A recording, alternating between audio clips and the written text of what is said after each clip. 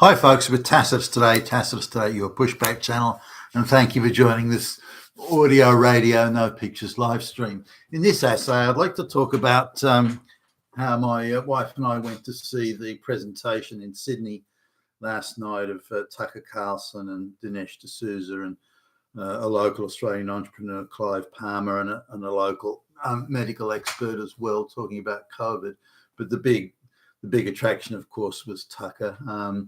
Dinesh showed his movie, 2000, part of it, 2000 Mules, and I thought the pointy end of it, which I hadn't seen before, so that was interesting.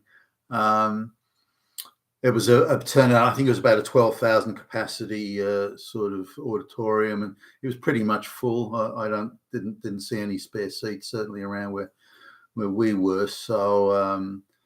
With when you get to turnouts like that, it's a pretty good expression of the popularity that not only the subject matter that Tucker was talking about has, but now the cross section of the crowd was probably not what I expected, actually. The constant jibing, if you like, by the elites, the people who have public service jobs for life on 5, 6, 7, 8, 10 times the average wage, and who live in tree-lined streets where there's not a non-white face in sight. They can take a very different view of the world than people who are subject to or taking the full brunt of third world illiterate peasants coming and destroying their neighbourhoods and suburbs and so on. But anyway, let's have a look at how the local media describe Tucker. It's kind of illustrative, I think, and I'll just go through an article here. Now, something that, and this is annoying here, the journalist that's covering this is Jewish, super pro mass migration. So anybody that is against mass migration or even questions it is Hitler thrice, and they take this general view. So the people who are coming to listen to or watch Tucker are just retirees playing lawn bowls and just knocking around, with their grey hair and all this sort of stuff. But Tucker is, he's friends with Donald Trump. He's friends with Vladimir Putin, and his inflammatory rhetoric, which is anti-Semitic and filled with hate, and it goes on like that. So you could hardly say that it's an objective take on things, and so they smear him at every opportunity and try and do the association thing. He's an alcoholic, and he's this, and he's that, and he's so and so. So anyone who tries to ask any leftist journalist that tries to say, "Oh yeah, are you spreading hate?"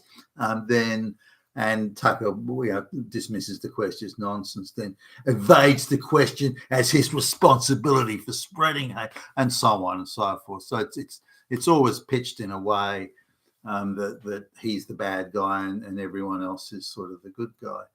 But how he's meant to be friends with Putin's quite beyond me. So I don't know where that one comes from. The fact that he interviewed him is supposedly means that, I don't know. But not very objective coverage. In fact, quite the opposite of objective. It was a smear job and a hit job, as indeed most of the media pieces in Australia have been. Now, whenever he does take questions from the local media, they're not trying to ask questions. They're just trying to deliver gotcha type kill shots. And Tucker's been around too long to sucker for that, and which outrages them. And so they just accuse him of being far right and so on and so forth. Coming back to the presentation, I should go back in time here I think it was shortly before or around the time of the US presidential election in 2016.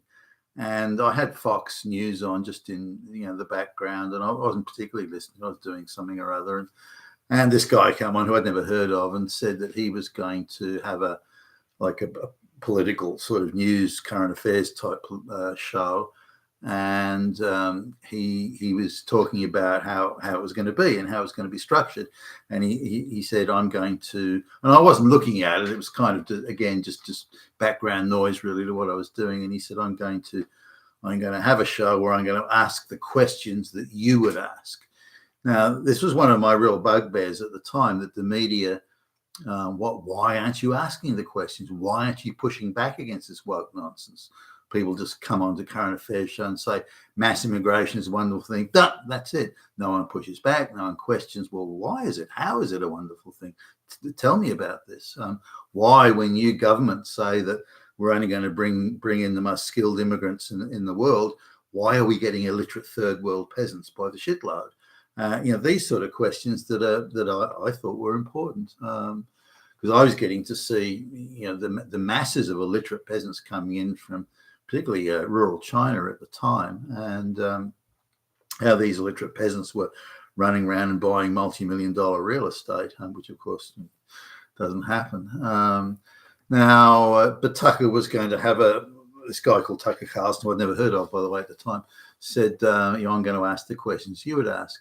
And so I thought, well, that's interesting, because no one else is doing that right now. So he's kind of got an open field. So I started watching the show, and he was asking the questions that I would ask.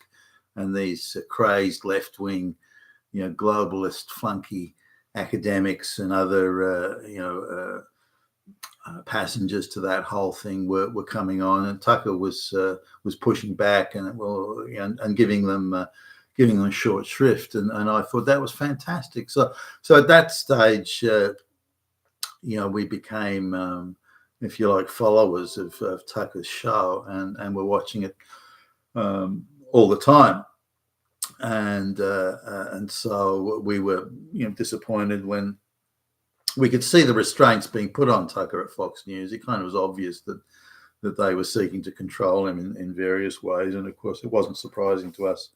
We'd rather it hadn't happened, but that they parted company. But Tucker's still around and doing good work and still asking the questions. On a matter of did he softball interview Putin, I didn't see it that way. I saw the interview, and my take on it was that it's no point in being gotcha, kill shot difficult with Putin. He might as well try and have a conversation and get out of it as much as he possibly could, which I think he did, and also try and understand Putin's position. He is, after all, the head of state in Russia. So if you want to understand what he's thinking and why he did this and so on, then it's better to have a conversation when you can get that conversation happening, or get that understanding out on the table. So, and I think Tucker did that very well. Whether the leftists think should, how should Putin be interviewed? Are you the new Hitler? Yeah, you're denying it, motherfucker. I don't know. I just can't imagine that would have achieved a great deal. So I think Tucker got out of it, and things that came out of the interview with Putin was that there was an agreement on how, the Minsk agreement, were how things would be handled in the region. The Americans launched effectively a coup d'etat, or a coup d'etat that they backed in Ukraine. The Minsk agreement was dispensed with. Putin made it abundantly clear over a period of years that don't bring Ukraine into NATO, otherwise, we're going to have a serious problem with that. And it would appear, certainly on the face of it, that the US-backed NATO it was deliberately baiting Putin, trying to get him to do something, engage in some sort of military action, so they could say, see, he's the bad guy. And if you add to that the blowing up of the Nord Stream pipeline, then it's very clear that Putin was being being provoked. They did everything they could to provoke him. When they got the reaction that they wanted, they then tried to take the moral high ground. Look, it's not us. We're the good guys. He's the bad guy. And then the globalist, media, the same media that shills for mass migration and LGBT flags everywhere, went along with this. So, is the war and the aggression and the military action desirable? Or absolutely not. Hopefully there's another way of doing it. Putin has tried to bring the parties to the negotiating table, but I don't know how serious the attempt was, but at least there was an attempt, and he's been rebuffed by the West, and none of these things appear to get reported or mentioned. If they are even mentioned obliquely, then it's, you're Putin, buddy, you're a Putin apologist. If you're a Putin apologist, it means you're Hitler. So, there's not much useful dialogue happening there. But coming back to, so I don't accept the view that Tucker's somehow a bad guy just because he interviewed Putin, for goodness sakes, or didn't try and bust his chops. That wouldn't have been useful. So on the matter of the crowd is very appreciative, and when Tucker pointed out that the West is being destroyed through mass migration, which it is, by the way, then that was met with applause and approvals. The idea that there was some sort of far right crowd there, that's absolute nonsense. You far right, you would not call them. But are they people who are genuinely concerned with the way the West is going? The mass migration, the forced hatred, indoctrination and hatred of white culture and white history that's going on throughout the education system, the two-tiered justice, how you've got ideological justice and then factual justice, and ideological justice is certainly winning out at the moment. These are all concerns people genuinely have. Now, certainly by my reckoning, the best paid, most secure jobs these days are the ones that are to further the globalist project, globalist enablement. And I've mentioned this many, many times now, that if you look at the best paid jobs in Australia, like if you go to the job board, for example, and look at the best paid jobs in Australia, they're now government jobs, NGO jobs, Quango jobs. There's very, very few in the private sector that pay that well. You're looking at just an agitator, just someone to whip up a crowd of placard wavers, and you only work 3 days a week. You're being paid now 3 to 4 times the average wage just to do that. You can get your own office inside the university, so you can get to the students quickly and get all the placards done and so on. The university administration is even on board with it, aiding and abetting it, and that's a pro-globalist NGO sort of operating in there. Some of their funding going from like Soros and the United Nations and so on. So these are the best paid jobs, but not that many of them. Diversity, director of diversity or something at a big company, that's another one. But these are not skilled jobs in any sense of skill. They're just political hatchet operators, and they're being paid very well. Same as senior public servants. I'm aghast at how stupid some of the public servants or even the politicians. I mean, look at AOC and people like that in the United States. Biden as president, for fuck's sake. You look at these people and say, how did they ever get? AOC is a part-time bartender, for goodness sakes, and yet there she is as a representative in the federal parliament. So we're not talking high-quality people, but they're being paid far, far above what they could ever command in a society based on productive activities, what you build, what you create, and this sort of thing. These are just globalist enablers. Their job is to destroy and bring down Western society, and the globalists are rewarding them handsomely for it. But these are the people now who live in the tree-lined streets, and in the suburbs where the entry-level price for a house is between $3 and $4 million. Not many people can afford that. So these elites who disproportionately occupy the positions and levers of power, not that they've earned it, far from it, but they're the ones who are immune from all the effects of mass migration. There's so many wealthy people who've said to me they're very much in support of mass migration because it gives them cheap housekeepers, cheap cleaners, cheap lawn mowers, and cheap pool cleaners, and that sort of thing. But they'll be quick to say, I don't want those people living anywhere near me. I don't want those people anywhere near my daughter.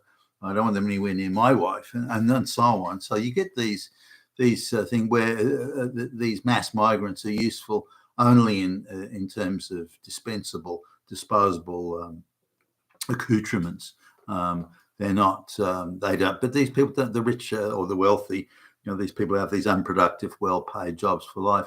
They don't have to put up with this. They don't have to put up with the effects of mass migration, and they only derive the cheap labour benefit on the backhand. So the cross section of people, I would suggest, didn't represent that wealthy elite that do nothing, create nothing, build nothing, but are handsomely paid to tear down Western society. And there is an elite, like the journalist who covers Tucker. I'm not sure he's that well paid, but he's a Jewish activist. He's not a Middle East Jewish activist. He's not a family came, I think, from he's like Lebanese Jewish, I think, something like that. So his family came as migrants, and so he's got a view of this particular journalist, got a view that anyone that questions mass migration must be Hitler, and that's really the story they push there, and how they depict and portray disingenuously portray Tucker. But it was a good, there was nothing Tucker said that I disagreed with, nothing. And you could be discerning, like, as he came on stage and waved to the crowd and thanked everyone for their applause and so on. If you took a photograph at just the precise right moment, and say, there he is, he's giving a Hitler salute. Where's the swastika? I mean, you could do that, but everyone knows that's bullshit, and it's an attempt just to smear, which of course the media has done. So the cross section, though, was people of the lower, not of the elite. You might find one or two there, but unless they were seriously dressing down. There were no members that I could see of what you would call the wealthy elites there. Maybe there were some and I didn't see, but the rest were generally people who had to work for a living and who are feeling the brunt of, they're still part of the economy where they have to produce and create something. And if you produce or create something, you're the lowest paid people in the economy now. Used to be you're well paid, but now you're the lowest paid in the economy. If you produce, create, build, make beautiful things, you're now the lowest paid, and the people that are destroying us are the highest paid.